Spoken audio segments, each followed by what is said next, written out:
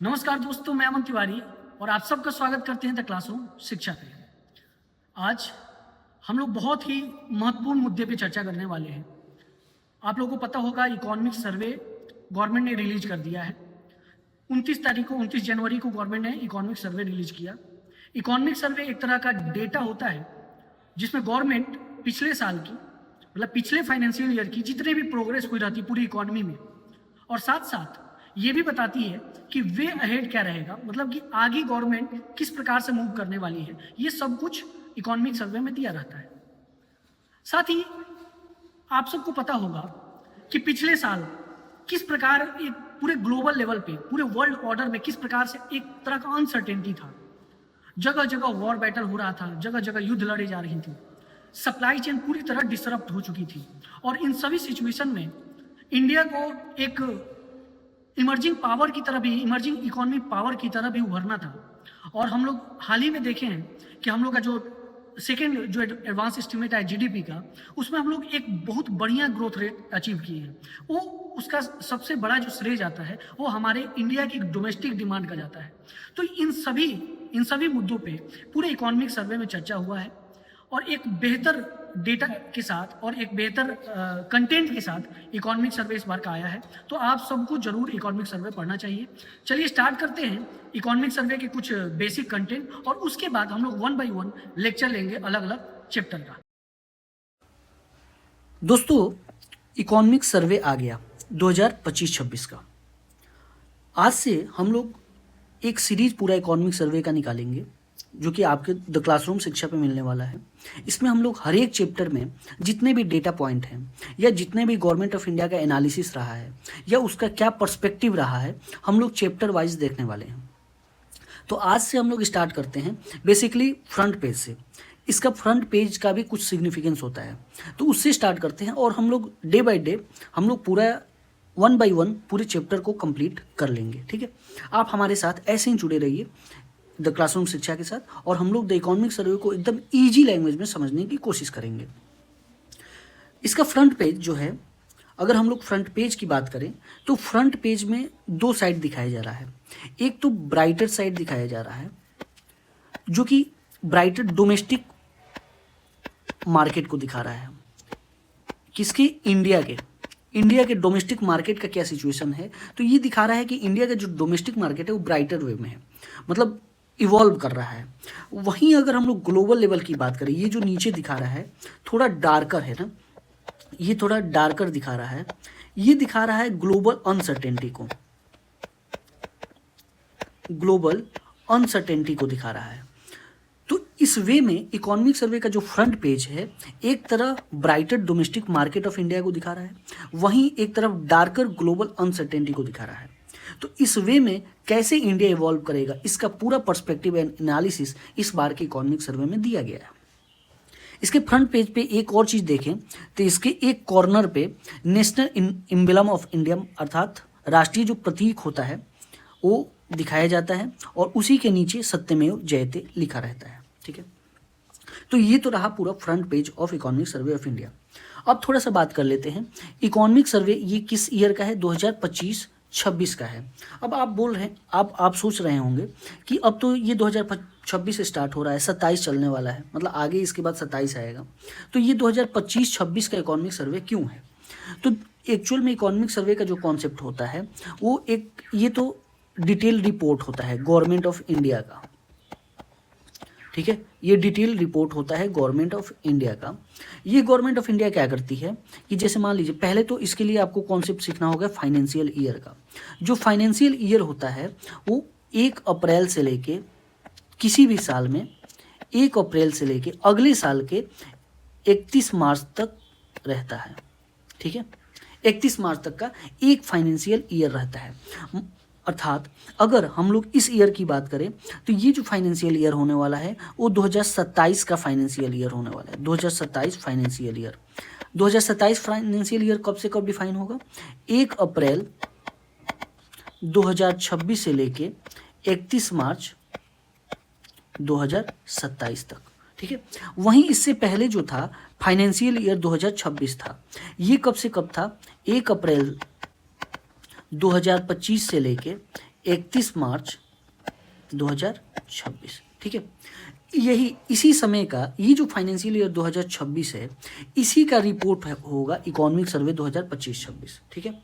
इसी का रिपोर्ट रहता है 2025-26 में। लेकिन अब इसके बाद 1-2 दिन बाद ही बजट आने वाला है, ठीक है। बजट आने वाला है इसके 1-2 दिन बाद।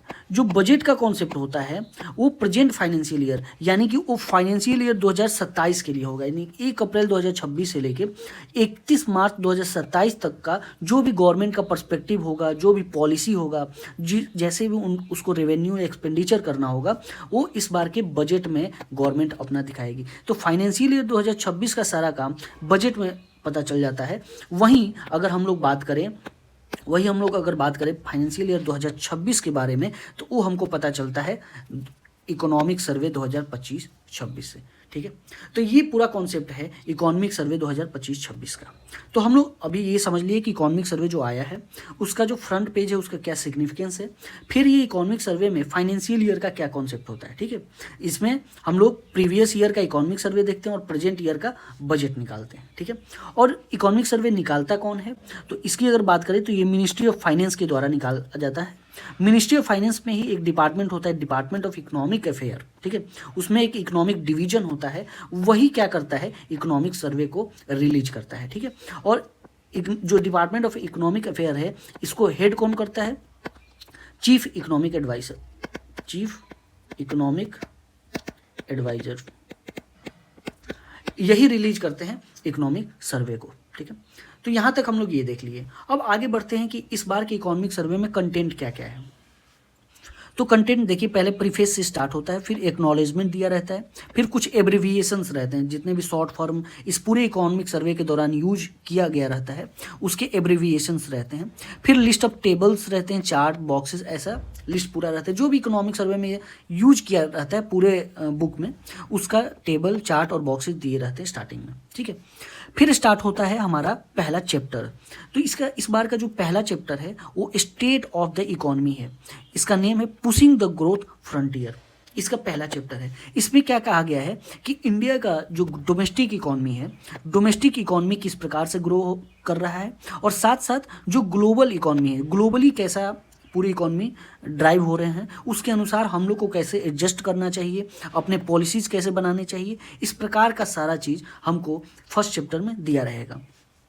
जो दूसरा चैप्टर है वो फिस्कल डेवलपमेंट है, अर्थात फिस्कल डेवलपमेंट अर्थात जो गवर्नमेंट ऑफ इंडिया जो भी काम की रहती है पिछले साल, वो अपना बताती है कि उसका सेंट्रल गवर्नमेंट का फाइनेंस कैसा रहा, स्टेट गवर्नमेंट का फाइनेंस कैसा रहा, डेप्ट प्रोफाइल कैसा रहा, जनरल गवर्नमेंट फाइनेंस कैसा रहा। तो ये सब कुछ सेकेंड चैप्टर में हमें पता चलेगा कि पिछले साल मतलब फाइनेंशियल ईयर 2026 में गवर्नमेंट ऑफ इंडिया ने अपने फिस्कल डेवलपमेंट पे कैसे काम किया।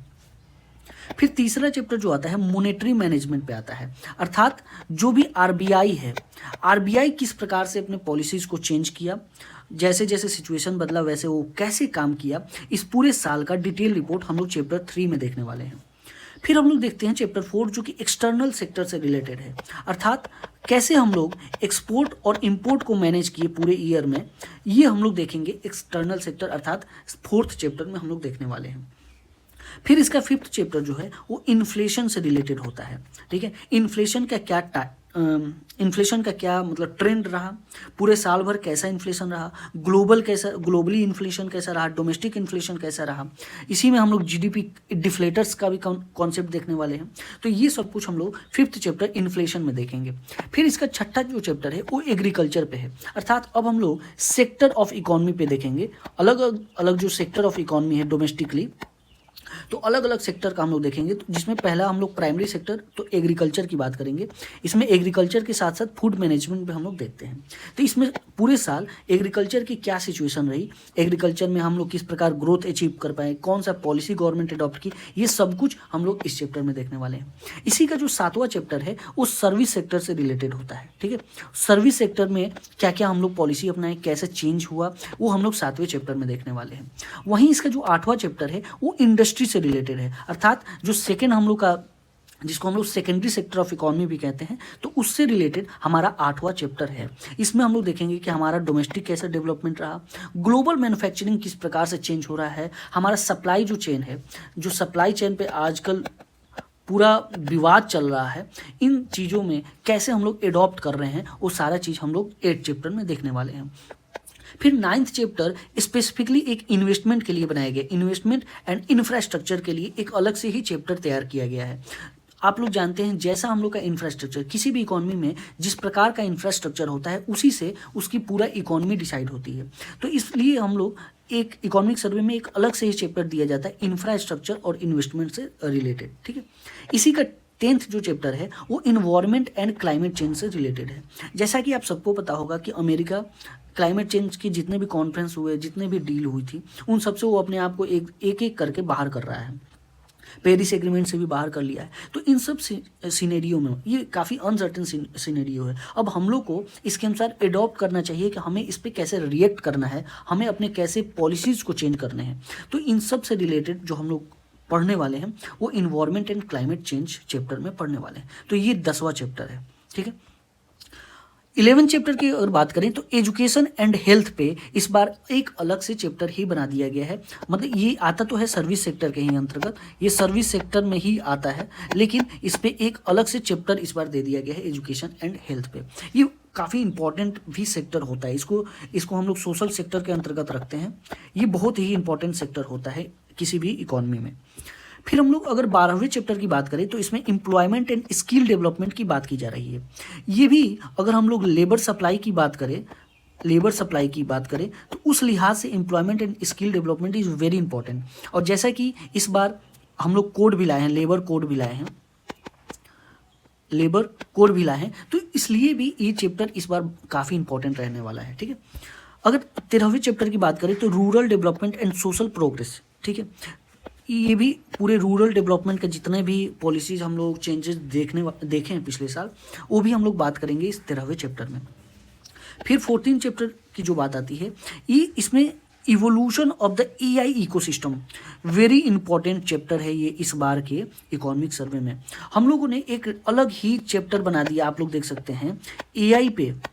एआई कितना इंपॉर्टेंट हो चुका है आज के समय में, ये इसी से आप अंदाज़ा लगा सकते हैं कि इकोनॉमिक सर्वे खुद जब अपना सर्वे रिपोर्ट निकाला तो एआई के लिए एक अलग से चैप्टर निकाला कि एआई में हम लोग कैसे डेवलप करने चाहिए, हमें और किस किस पॉलिसी या पर्सपेक्टिव की आवश्यकता है हमारे देश में एआई को और बेहतर डेवलप करने के लिए। तो इसको भी हम लोग देखेंगे, बहुत ही इंटरेस्टिंग ये चैप्टर होने वाला है, एआई इकोसिस्टम इन इंडिया, ठीक है। फिर अगर 15 चैप्टर की बात करें तो अर्बनाइजेशन की बात की गई है, ठीक है। इंडियन सिटीज़ को कैसे और बेहतर से बेहतर बनाया जाए, इसमें और कैसे जो जितने भी फैसिलिटीज़ है उसको और कैसे इम्प्रूव किया जाए, यहाँ के सैनिटेशन, मोबिलिटी, हाउसिंग, लैंड, इन सब का कैसे मैनेज किया जाए एक बेहतर रूप से, वो हम लोग अर्बनाइजेशन चैप्टर में देखने वाले हैं। तो इस प्रकार से हम लोग एक तरह से रूरल डेवलपमेंट भी देखेंगे और अर्बनाइजेशन से भी रिलेटेड एक अलग चैप्टर हम लोग देखने वाले हैं इस बार के इकोनॉमिक सर्वे में। फिर अगर हम लोग बात करें 60 चैप्टर की, मतलब लास्ट चैप्टर को 2 पार्ट में डिवाइड किया है, पार्ट 1 पार्ट 2। पार्ट 1 में क्या कहा है कि from import substitution to strategic resilience and strategic indispensability, मतलब ये एक तरह का जो प्रेजेंट ग्लोबल हमारे पास सिनेरियो बना हुआ है जो कि काफ़ी अनसर्टेन है, अनसर्टेन ग्लोबल सिनेरियो के लिए ये हम लोग क्या क्या कर सकते हैं वो इसमें दिया गया है। मतलब हमें इंपोर्ट सब्स्टिट्यूशन से स्ट्रेटेजिक रिजिलियंस की ओर बढ़ना है, ठीक है। तो इस सारी चीज़ों को हम लोग डिस्कस करने वाले हैं इस चैप्टर में, 16 चैप्टर के फर्स्ट पार्ट में, ठीक है। हमें अपने मैन्युफैक्चरिंग सेक्टर को किस प्रकार चेंज करने चाहिए, हमें अपने पॉलिसीज़ कैसे बदलने चाहिए, वो सारा कुछ हम लोग 16 पार्ट 1 में देखने वाले हैं।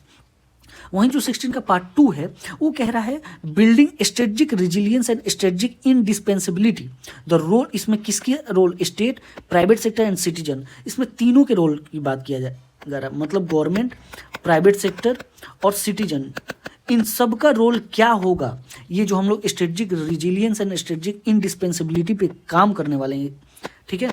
इस पे गवर्नमेंट या प्राइवेट और सिटीजन का क्या क्या रोल होने वाला है, इन सब पे हम लोग आज ये 16 चैप्टर के पार्ट 2 में चर्चा करने वाले हैं। तो इस प्रकार से इस बार का जो इकोनॉमिक सर्वे है वो टोटल 16 चैप्टर में डिवाइडेड है, ठीक है।